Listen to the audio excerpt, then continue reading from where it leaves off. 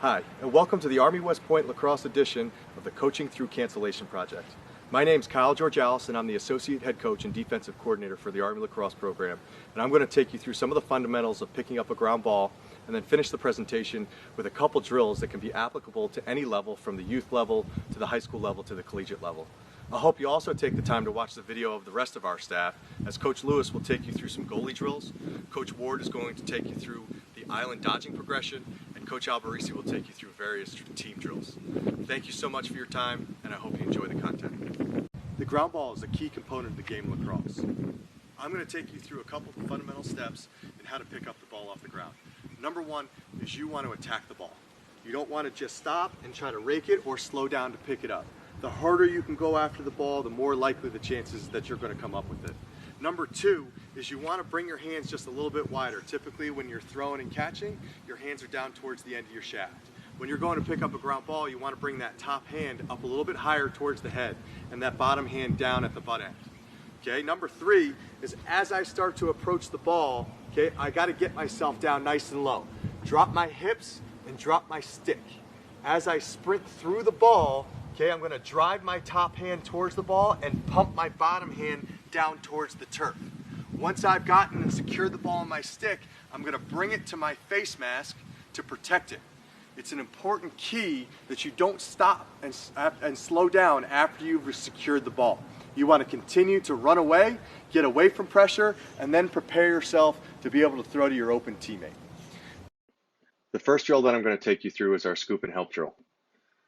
Its main purposes of the drill is to work on the fundamentals of ground ball play, which I went through in the previous slide, to put an emphasis on communication and directing where our outlets are, and finally, to add some stick work and throwing the ball and catching on the run.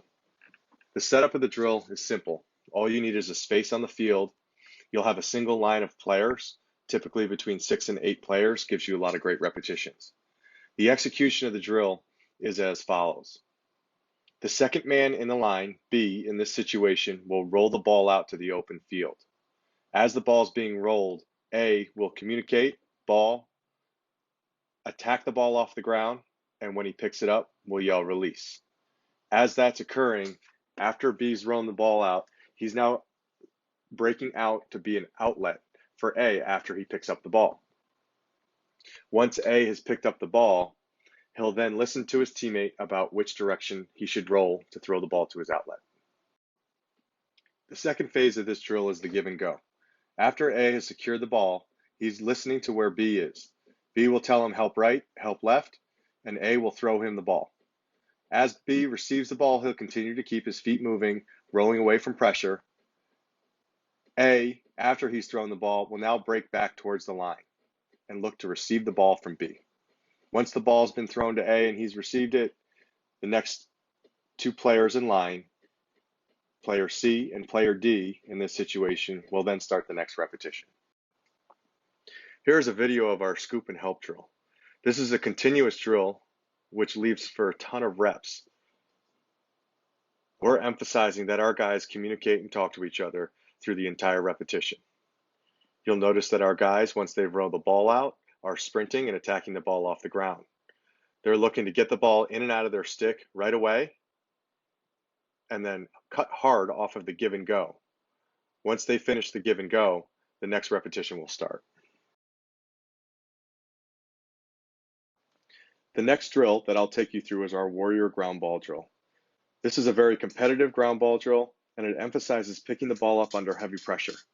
The setup is simple. All you need is space on the field. You'll line 3 players, as you can see, A, B, and C, and every man is for himself. The coach is standing to the left or the right of the line and will roll the ball out and blow a whistle. Once the whistle's blown, all 3 men then will attack the ground ball. The key point of emphasis is, if you're in position, to maintain the position and protect your stick with your body. If you're not into position, then you want to make sure that you pressure the bottom hand and try to find a way to gain position without pushing. Other techniques that are used are guys will kick the ball if they happen to miss it and then chase it or goose it to themselves to space so that they can pick the ball up under less pressure. Once a player picks up the first ball, in this situation, B won the first ground ball, the two players, A and C, will then reposition themselves to find the coach. The coach will roll the ball out, and A and C will compete for the next repetition. After the second ball has been picked up, there's only one player left. C, in this scenario, is preparing himself to pick up the last ground ball thrown out by the coach. Once he's picked the ball up, he'll then carry the ball to the end of the line, and the next three will start the next repetition. One way to increase competition in this drill is to add consequences for picking up the second and third ball with jumping jacks and push-ups. Here's the video of the Warrior ground balls. We use the sideline as our starting point. Coach will roll the ball out, and you'll notice how each of the players are competing after the loose ball. We emphasize not pushing if you're in a poor position. Other guys, we encourage creativity to goose the ball to yourself, to kick the ball into space, and to run away from pressure.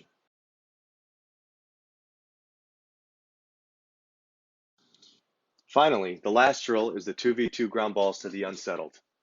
This is a great build-up from the first two drills, as it's emphasizing fundamental ground ball play to a competitive play and now working with another teammate. And finally, leading into the unsettled 3-on-2. The setup is easy. You'll have 4 lines set up on the sideline, 2 lines of black, 2 lines of goal. There is a goalie in the goal. 4 players are involved in the initial ground ball lined up on the restraining line. The coach will roll the ball anywhere in the alley. The team that picks up the ball is on offense, and the opposing team will drop into the crease to prepare to play a 3-on-2. Once the ball is picked up, the team color that picks up the ball will release from the sideline. As this is occurring, 1 and 2 in gold will then be retreating back into the crease and being prepared to play an unsettled 3v2. C, in this scenario, released from the sideline, is now working with A and B to create an unsettled goal and a dunk on the cage. A, B, and C will utilize the general principles of an odd-even advantage. They'll look to shallow for each other and carry to extend the defense. They'll look to draw a defender and dump to an open man. The key in a 3-on-2 is to create dunks on top of the cage.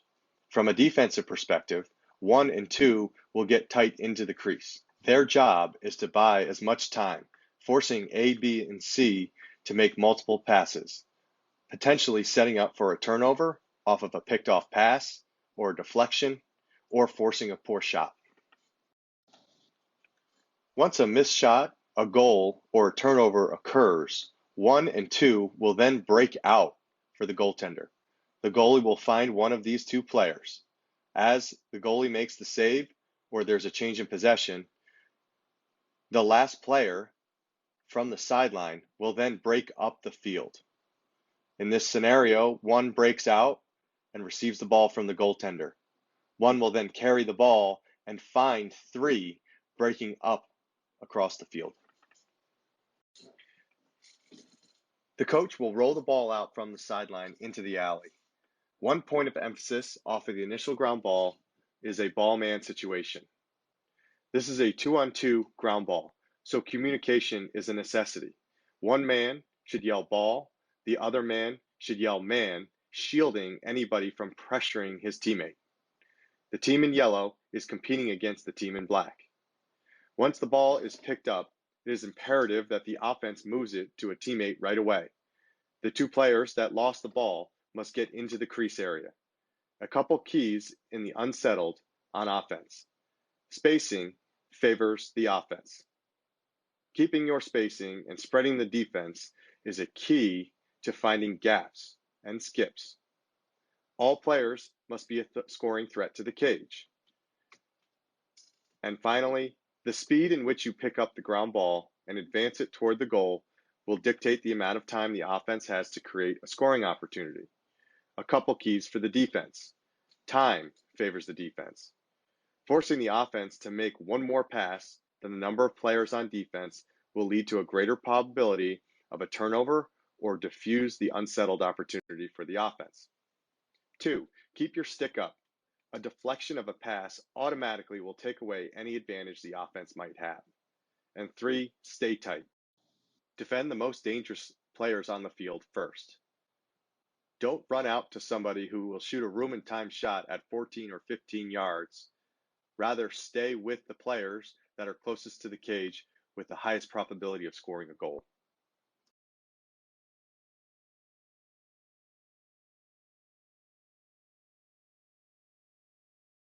Finally, I'd like to thank all the emergency workers that are out on the front lines fighting the coronavirus. Their courage and selflessness deserve our utmost respect, and thank you so much for all that you've done and all that you continue to do for this great country.